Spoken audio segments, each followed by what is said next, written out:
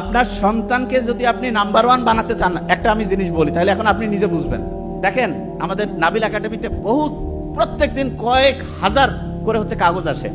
তার মধ্যে আমরা কমন একগুলো কাগজ পাই, সেটা কি জানেন? স্টুডেন্টরা চিঠি লেখে আমাদের পেজে, আমাদের ওইখানে যারা প্যানেল আছে তাদেরকে, তারা ওই কাগজগুলো আমার ছোট ভাই ডক্টর নোবেল কখনো কখনো আমার কাছে পাঠায়। তাদের যে চিঠিটা লেখে, সেই চিঠির সামারি যদি করি, সংক্ষেপে যদি বলি কিরকম, যে আমি এই সমস্যায় আছি, প্রত্যেকের সমস্যা ভিন্ন, শেষে একটা কমন জিনিস আসে। বিশেষ দ্রষ্টব্য দিয়া লিখছে 2 পৃষ্ঠায় যে আমি যে সমস্যা বলছি এইটা কোনোভাবে যাতে আমার আব্বা আম্মা না জানে।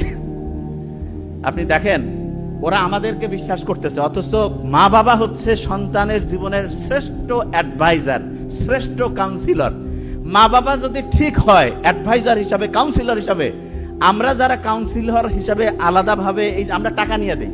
দেখেন, আমরা কিন্তু ফ্রি দিলাম সেটা অন্য, কিন্তু নর্মালি কি হয়, যে কোনো আপনি দেখাইলেন একটা ফি নেয়, অথচ মা বাবা হচ্ছে সুপার অ্যাডভাইজার, সুপার কাউন্সিলর।